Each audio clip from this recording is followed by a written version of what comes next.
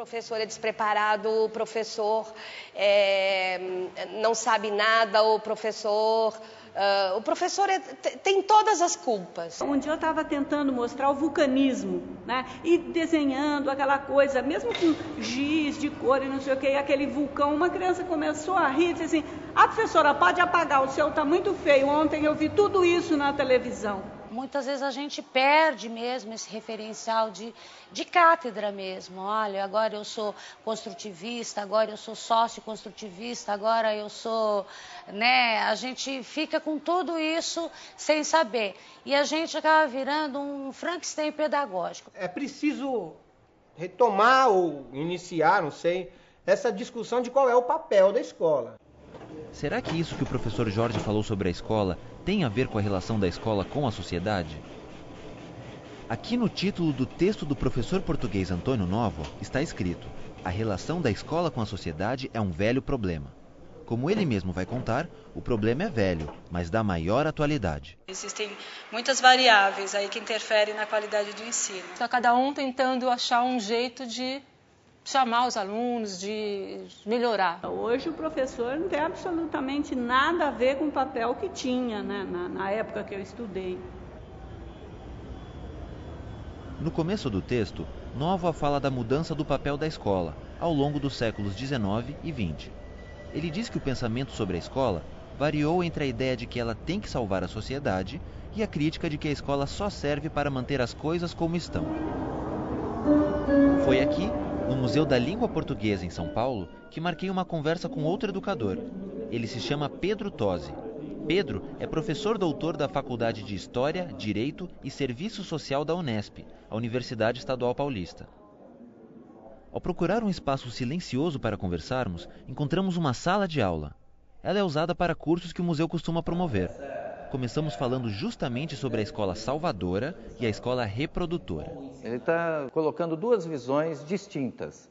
Uma visão benevolente, uma visão positiva em relação ao papel da escola, como uma escola salvadora, regeneradora da sociedade, e outra, uma visão extremamente crítica, que o papel da escola é reproduzir, simplesmente traduzir para produzir novos seres humanos capazes de reproduzir relações já estabelecidas a priori. A visão crítica da escola como salvadora, ela enfatiza os aspectos reprodutores e evidencia que a escola deve ir além desses aspectos de reprodução do conhecimento, reprodução das condutas, reprodução dos hábitos de convivência social. Não é salutar para uma boa análise nem a gente pensar na escola como redentora e salvadora e nem mesmo como meramente reprodutora. Há interstícios, há espaços para uma concepção mais ajuizada do papel da escola.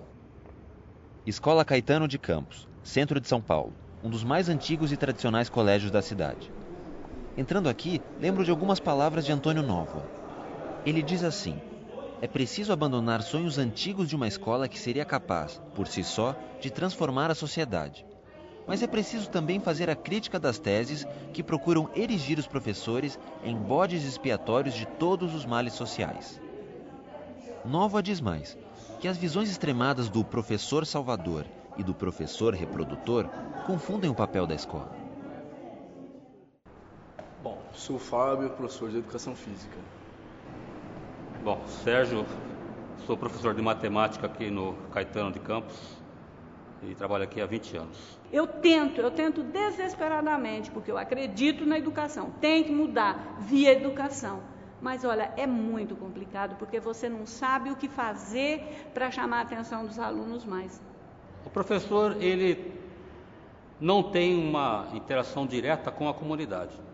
Ou ele não vai, ou a comunidade não vem. Há tempos atrás, os professores basicamente eram responsáveis pela instrução. O ler, o escrever, essa parte da educação. Questão dos valores, do como viver, de como se portar, questão do respeito ao próximo, um e outro, entendeu? Vinha da base, da família, dos pais. Parece que a discussão sobre o papel da escola passa pela família. Vai ser bom então visitar Wilson, Fernanda e Felipe. Antigamente tinha mais paciência com as crianças, entendeu? Eu acho que trabalhava-se mais a criança. Hoje em dia, se a criança já faz alguma coisa na escola, vem bilhete. Não procura saber o que está acontecendo com a criança. Sempre o problema é em casa, entendeu? Mas com a metodologia que eles usam, o que está acontecendo? Será que eles não estão despertando a criança? O ideal é o professor dar aula como ele gostaria de ter aulas. Acho que é um princípio ético interessante. Eu espero uma boa professora, né? Que elas ensinem bem, né? Não seja rebelde. Eu espero que tenha os professores. E os professores também, assim, que não faltem muito. Você não acha chato estudar? Não? E o que você gosta? Gosto muito de escrever. É? Mas aí você prefere brincar na quadra ou ter lição de português? Brincar na quadra. Ah, então tá. Eu já tava achando estranho gostar tanto de português. Falei, pô, assim, meu, né? tô estranhando, até eu tô estranhando. Eu tô estranhando. A escola tem uma liberdade para educar. Não só para o professor ensinar a matéria, mas educar também a criança. Tem coisas que são uma bobagem, que você tem que se resolver dentro da sala de aula. Você não vai deixar uma criança que é hiperativa, cheia de energia, 40 minutos parada. Deve ter outra forma de se fazer escola. A história de a criança ser atraída pelo que está fora da escola é um desses problemas velhos. Machado de Assis publicou em 1884 o Conto da Escola. Tantos anos atrás, o problema já existia. Com franqueza, estava arrependido de ter vindo. Agora que ficava preso, ardia por estar lá fora. E recapitulava o campo e o morro. Pensava nos outros meninos vadios, o Chico Telha, o Américo, o Carlos das Escadinhas, a fina flor do bairro e do gênero humano. Para cúmulo de desespero, vi através das vidraças da escola, no claro azul do céu, por cima do Morro do Livramento, um papagaio de papel, alto e largo, uma coisa soberba. E eu na escola, sentado, pernas unidas com o livro de leitura e a gramática nos joelhos.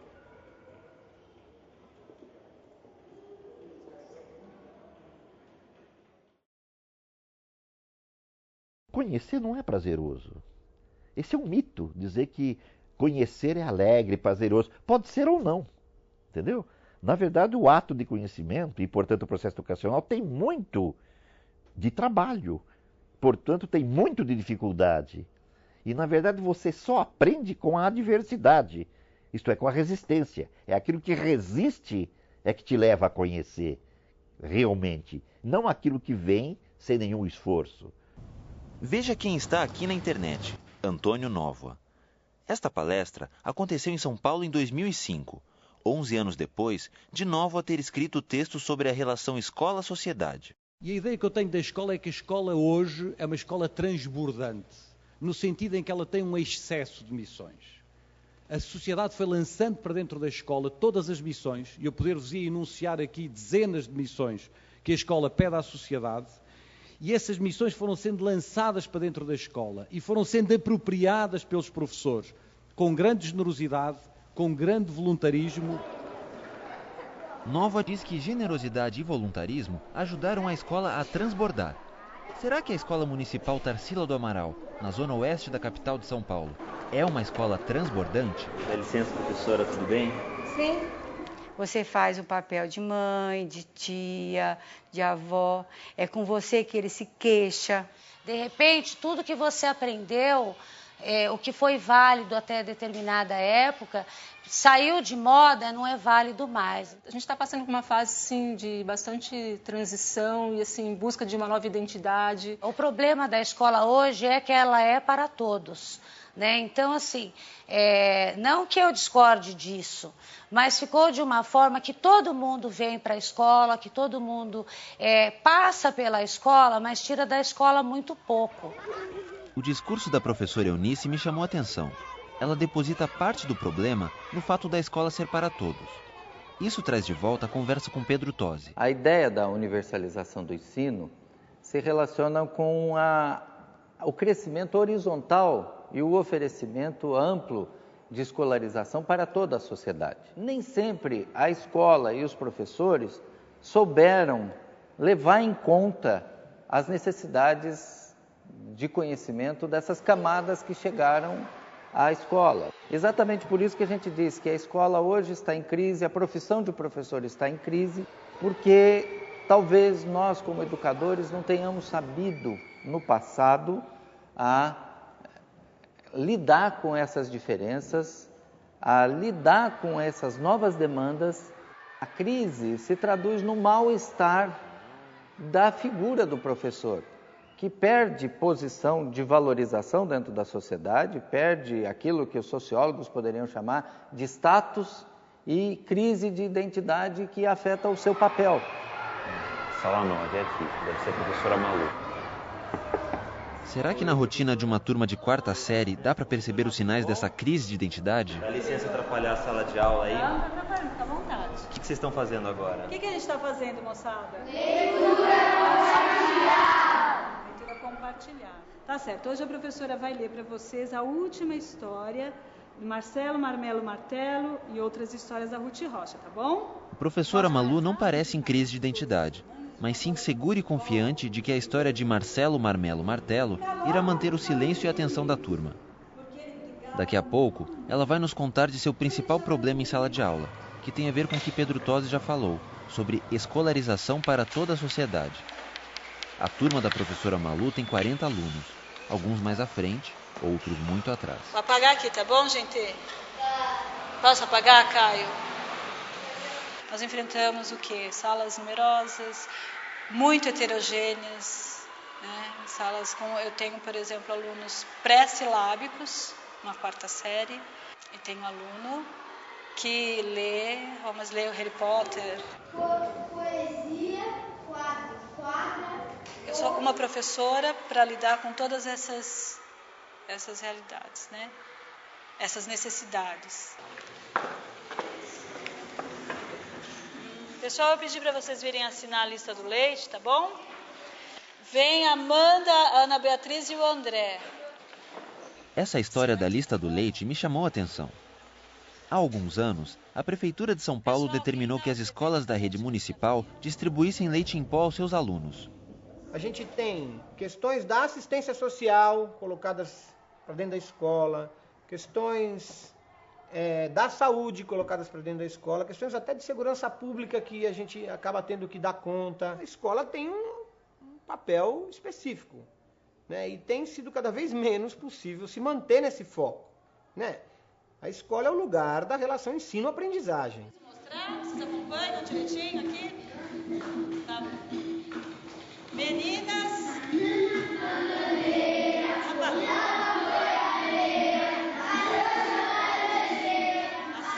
A professora Malu está ensinando a seus alunos a classificação dos substantivos, se são primitivos ou derivados. Para isso, usa uma canção de Paulo Tati. Será que a professora Malu tem autonomia para escolher como deve ensinar gramática a seus alunos? Lembrei que Nóvoa, logo no início do texto, diz que um dos temas que irá tratar é a autonomia do professor.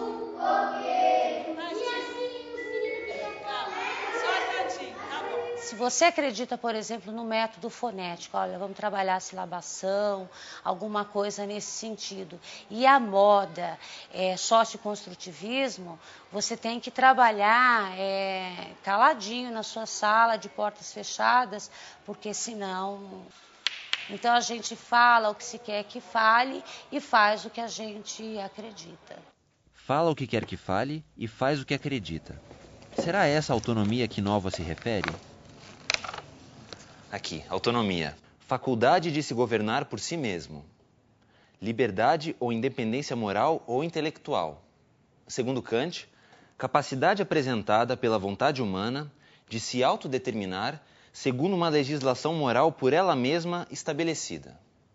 Aqui mesmo na biblioteca da Escola Tarsila do Amaral, procurei saber o que Kant, um filósofo que viveu há mais de 200 anos na Alemanha, pode me contar sobre a autonomia do professor. A autonomia para Kant é a livre manifestação da vontade humana. Ser autônomo significa deixar de ser dependente. Kant considera também que autonomia e educação são processos fundamentais da constituição do homem. Quer dizer então que filosofia tem a ver com a educação? Melhor retomar minha conversa com Celso Favaretto, que é professor de filosofia da Faculdade de Educação da USP. Essa ideia de autonomia que vai, digamos, de Descartes a Kant, né? Ela merece ser repensada porque não há tal autonomia. Não é? Então as limitações da autonomia são aquelas da própria vida. Quer dizer, todo o trabalho, por exemplo, educacional, ou um trabalho político, ou um trabalho social, ele se dá em situações delimitadas, em situações determinadas. Existe autonomia, evidentemente, mas ela existe sempre em situação. Ela é uma formação e é um comportamento simultaneamente. Ou seja, ela é uma conquista. É alguma coisa que se realiza, que é realizada. E ela nunca termina, ela nunca é conquistada como ponto final. E o que será o oposto de autonomia? A pergunta me levou à professora Terezinha Rios. O contrário de autonomia é heteronomia. A etimologia ajuda a gente a entender melhor, né, as duas palavras. Quando falo em auto, estou falando em algo que se refere a mim, como autora. Quando falo em hétero, estou levando em consideração outros, a presença de outros. A hétero e nomos é a lei, não é? Então, a ação que tem heteronomia é a ação na qual eu ajo apenas levando em consideração os outros, a imposição dos outros. Quando o professor realiza bem o seu trabalho de maneira autônoma, ele não faz por causa do regimento da escola, das imposições da Secretaria de Educação. Ele faz porque ele julga que isso é que é importante. Eu lembro que no texto, Nova fala sobre a ligação entre a autonomia profissional e a segurança na sala de aula. Aqui. Estou convencido de que só é possível enfrentar a crise de identidade dos professores a partir dessas bases, isto é, a partir de uma dinâmica de valorização intelectual, de uma consolidação da autonomia profissional, de um reforço do sentimento de que somos nós que controlamos o nosso próprio trabalho. É esta segurança profissional que pode levar os professores a saírem do desconforto e do mal-estar em que têm vivido. Mas ele não foi sempre assim, não. Antônio Nova menciona no texto que uma alternativa para trazer o professor ao centro dos debates educativos passa também por uma valorização da pessoa do professor. Quando Nova diz, o professor é a pessoa e uma parte importante da pessoa é o professor, parece que ele está se referindo ao jeito de cada um ensinar, com seu estilo próprio de ação e reflexão. Para ensinar latim a João, é preciso conhecer latim e conhecer João.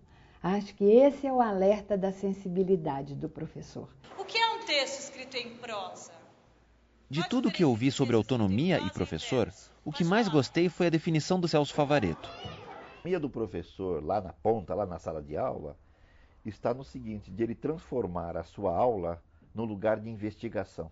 Porque o processo do conhecimento, fundamentalmente, é um processo investigativo. Na verdade, o que é o aprendiz? Todo aprendiz é uma espécie de egiptólogo. Isto é alguém que fica escavando e tentando decifrar códigos. Decifrar o código do mundo, ou códigos muito particulares, o seu próprio código, né?